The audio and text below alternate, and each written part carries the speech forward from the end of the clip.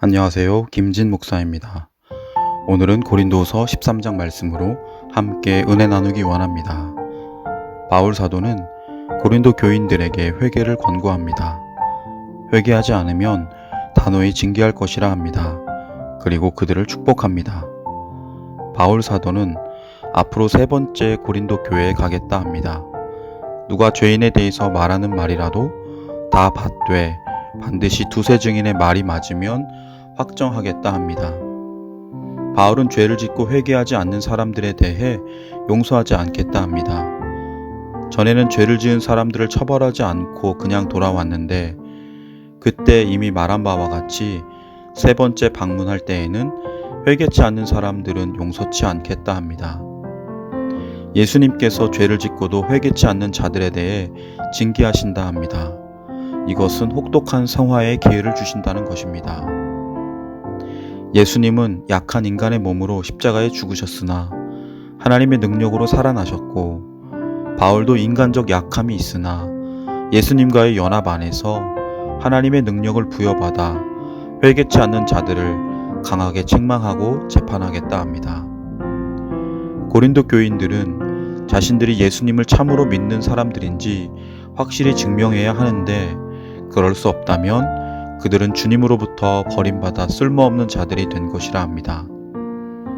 바울은 고린도 교인들이 전에 지은 죄를 회개하고 아주 온전한 신자들이 되어 악을 조금도 범하지 않는 그러한 신자들이 되기를 간절히 바랍니다. 우리는 진리를 위해 사는 것밖에 다른 것은 할 수 없는 사람들임을 알아야 합니다. 우리는 오직 진리 되시는 예수님을 위하여 살아야 합니다. 바울의 고린도 교회를 향한 소원과 기도는 고린도 교인들이 온전하게 되는 것입니다. 즉, 회개한 후 선을 행하기를 원합니다. 온전하게 되는 것은 죄를 자복하고 회개하는 것을 넘어 선을 행하는 것입니다. 바울은 자신이 고린도 교인들을 만나기 전에 그들이 죄를 자복하고 모든 선을 행하는 자들이 되기를 바랍니다. 바울이 멀리 마게도냐에서 이렇게 편지를 쓰는 이유는 자신이 고린도 교회를 방문하여 회개치 않는 자들을 강하게 책벌하기 전에 회개하고 교회가 온전하게 세워지기를 바라기 때문입니다. 바울은 이제 부드럽게 권면하며 무난하고 축도함으로 편지를 마무리합니다. 형제들아 라고 따뜻하게 부릅니다. 그러면서 기뻐하라 합니다. 성도는 성삼위 하나님의 사랑의 구속의 은혜 안에 있기 때문에 기뻐해야 합니다. 기뻐할 수밖에 없습니다. 그리고 이어 온전하게 되라 합니다. 현재 명령형 수동태로 계속해서 온전하게 되라, 옳게 되라 합니다. 성도는 점점 성화되어 선을 행할 뿐 아니라 온전을 향해 나아가야 합니다. 또한 위로를 받으라 합니다. 이 말씀 또한 계속해서 권면을 받고 위로를 받으라는 말입니다. 그리고 마음을 같이 하라, 같은 것을 생각하라, 감정과 목적에 있어서 하나가 되라 합니다.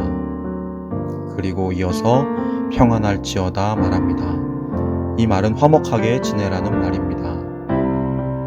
끝으로 마게도냐 교회의 모든 성도가 너희에게 문안 인사를 한다 하며 성삼위 하나님의 은혜와 사랑과 교통하심이 너희 무리와 함께 있으라 축복합니다. 이 축복은 회개치 않은 지체도 예외 없이 11절에 말한 대로 형제들이라면 한 사람도 빠짐없이 은총을 받기를 소원합니다. 사랑하는 성도 여러분, 우리는 주님의 말씀, 그 권면 앞에 우리 자신을 늘 비춰보아야 합니다. 회개할 것을 깨달았을 때에 바로 회개하기를 원합니다. 예수 그리스도의 구속의 은혜를 늘 새롭게 경험하기 원합니다. 예수님을 더욱 닮아 온전을 향해 나아가기를 원합니다. 기도드리겠습니다. 사랑의 하나님 아버지, 성삼위 하나님의 우리를 향하신 놀라운 사랑 안에 우리가 날마다 온전히 서기를 원합니다. 회개해야 할 때를 미루지 않게 하시며 진실한 회개와 성화의 일상을 기뻐하게 하옵소서. 우리의 우리됨, 하나님 안에 거룩한 백성, 하나님의 자녀됨이 전적인 은혜임을 잊지 않게 하시고 주님을 더욱 가까이 사랑하게 하옵소서. 예수님의 이름으로 간절히 기도드립니다.